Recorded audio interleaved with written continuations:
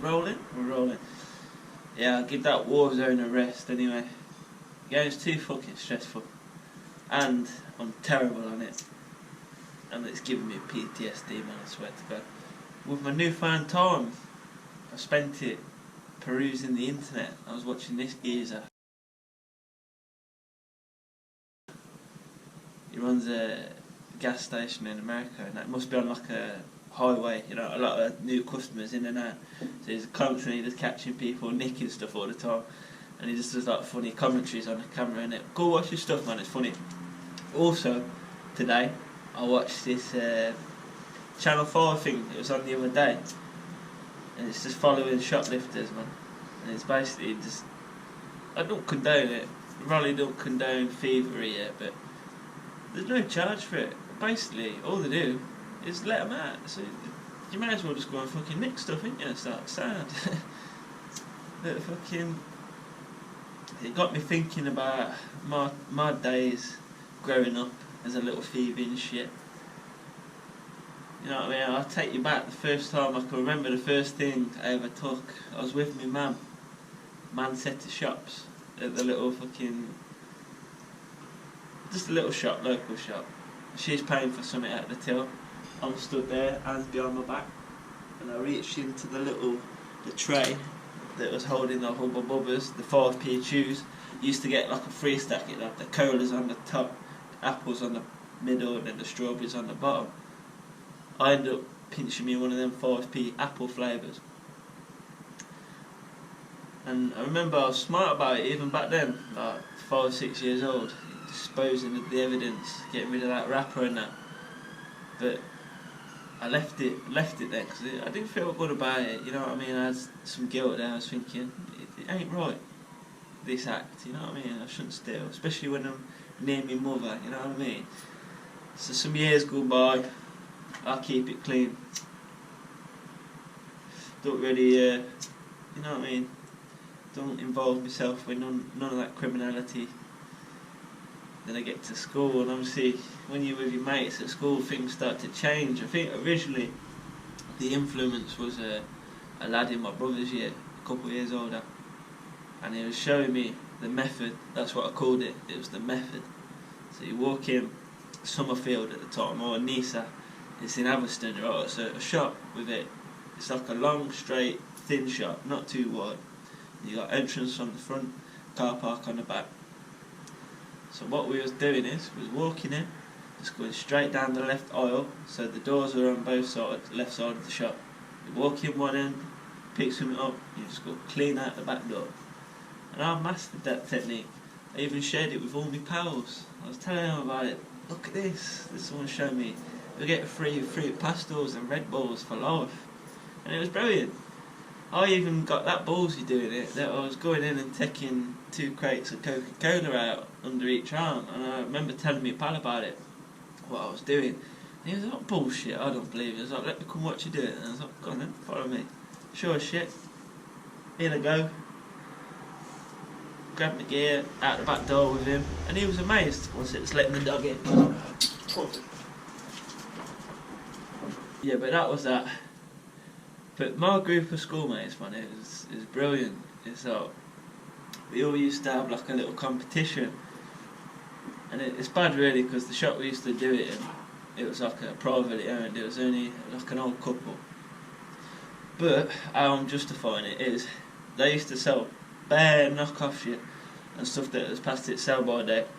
So, you know what I mean, who's in the wrong really? But we'd go in there, 6, 7 of us, and we'd all just come out and it'd be like a little competition, like what you's got. I got fucking cream egg and some chewy bars and shit, you know what I mean? Escalated a bit more. I mean, I can remember one day we all went out of town to the next town over and Eton, and I was in Top Man, and we got some fucking boxes, some t-shirts, some socks, you know, all that sort of stuff. And all these lads that I was doing this with, they're all my year, proper sound year, like well behaved, chill geezers. But here we was, all just fucking going out on a little shoplifting mission. I had my rucksack on. Remember one of the lads unzipped me, stuffing it in there, and I was like, yes, teamwork, you know what I mean? Makes the dream work.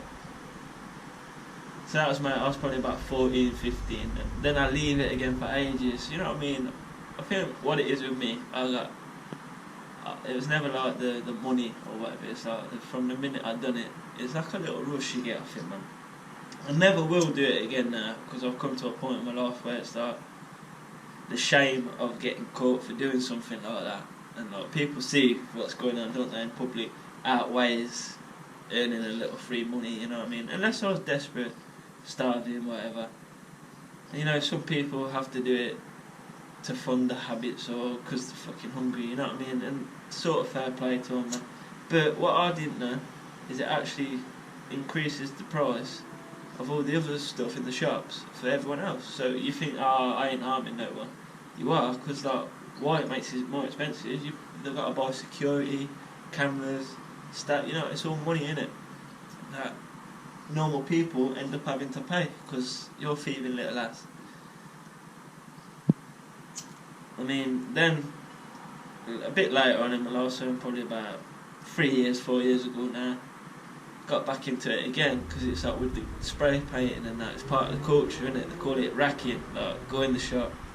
Art supplies are expensive, man, and we was hitting up all the paint shops, Hobbycraft, Halfords, doing good runs. I was coming out with like 150 quid's worth of stuff. Like, you feel like a man. I'm coming out with all the Prisma markers, what are they called, Copic markers. They're like 4 or 5 quid a piece, man. Coming out with 10, 20 of them a time. It's like, you ain't buying shit like that.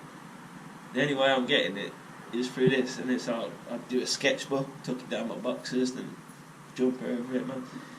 That's where I get the rush from. And you know, all the times I did it, I've never truly been like properly busted. I got caught a couple of times, but I was still inside the shop. Like this one time we went to Solihull, so I was driving a bit out of town. And Solihull's a posh place, if you don't know. You should avoid these like well-to-do areas, man, because they've got more money, it's more affluent, yeah.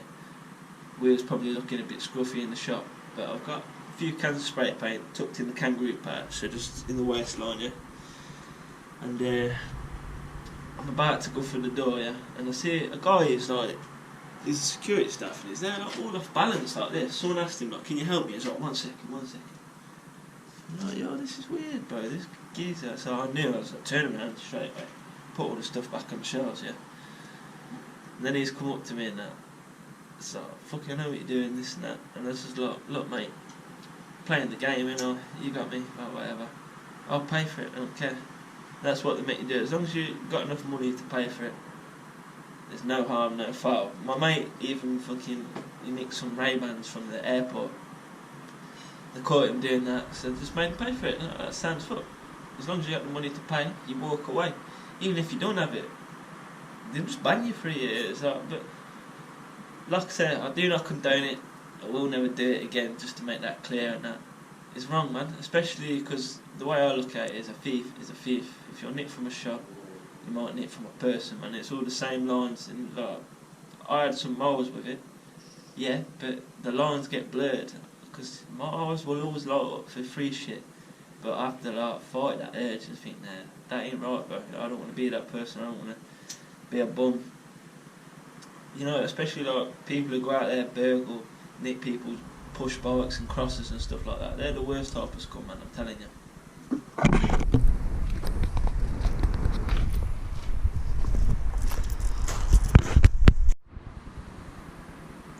Move it round the corner so I ain't stinking out Pa's yard.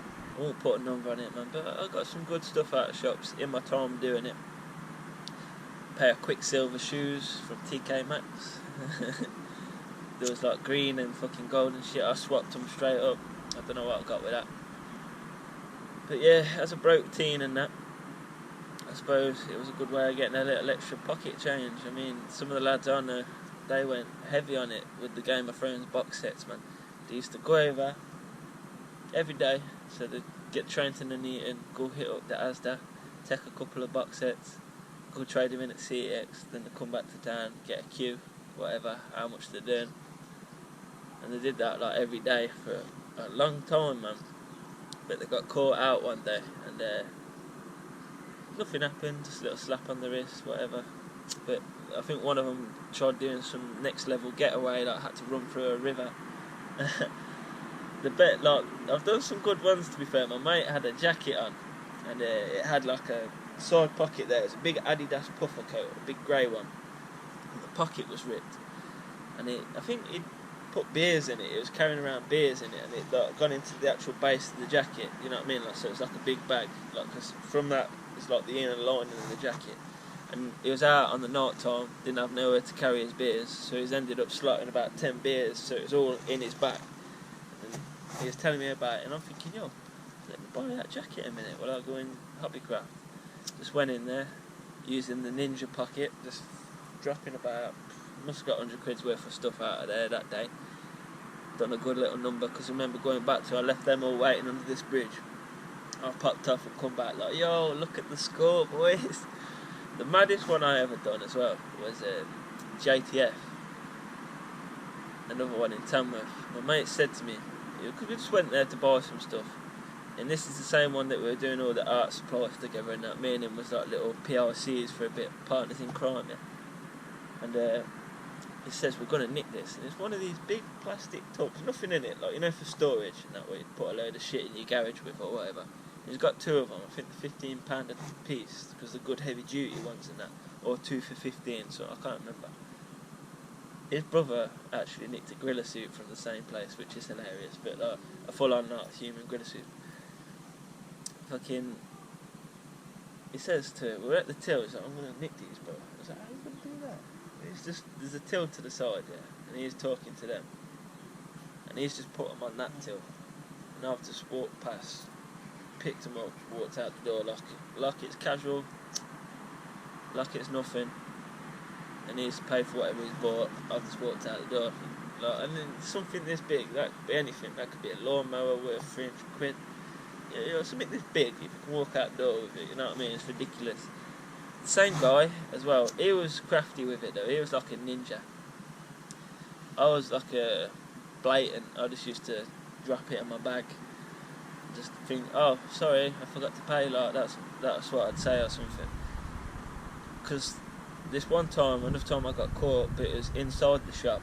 I'd been to JTF, robbed the bag from the shop, filled it up with like snacks and cheap spray paint from JTF. Then we walked down the road to the range, and I'm dropping more plastic coat. We're getting a shitload of that. I'll probably get 5 or 6 cans, and I'm walking for the door again. Before I got to the door, 2 people come up to me and like, oh, I want to see inside your bag, please, sir. And I was like, yeah, alright, first time. I said to him, look, I'm just putting in here while I carry everything to the till. I ain't left the shop. I'm not stolen anything. And they're like, yeah, fair enough, fair enough.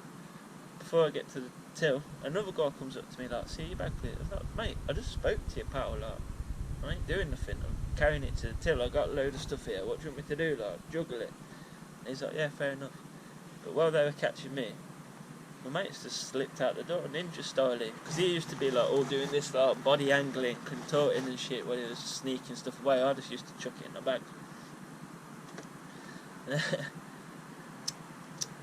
I've got quite fond memories of doing it, you know what I mean? It's nice to get a little adrenaline rush doing something you shouldn't be doing, but that ain't the life, man. Everything I got, I earned it. From this point on, you know, I ain't going back to my scheming ways. I'm trying to be A1 honest Hadam, you know what I'm saying? I don't know where I got it from.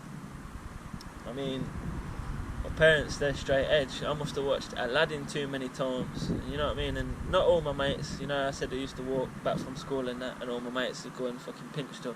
Not all of them done it. Some of them must not have fucking, you know, watched Aladdin and that growing up. You're wondering what I'm on about. He fucking pinches an apple off the market, doesn't he? That's where I got that shit from, bro. Young age, impressionable minds, and I'm seeing that shit. Really, I should be suing Disney. You know what I mean? If I was to ever get any charges or whatever, sue them motherfuckers. They can pick up the bill because it's their fault. You know what I'm saying? But not no more. You'll never see me take nothing. Not even if I knew no one would ever catch me. Never. You know what I mean? Because it's dishonest. And we ain't about that life. We're trying to keep it legit. You know what I'm saying? And I want you to bear in mind that shit as well, that it ain't just the shops you're taking from, bro. It's your fellow man.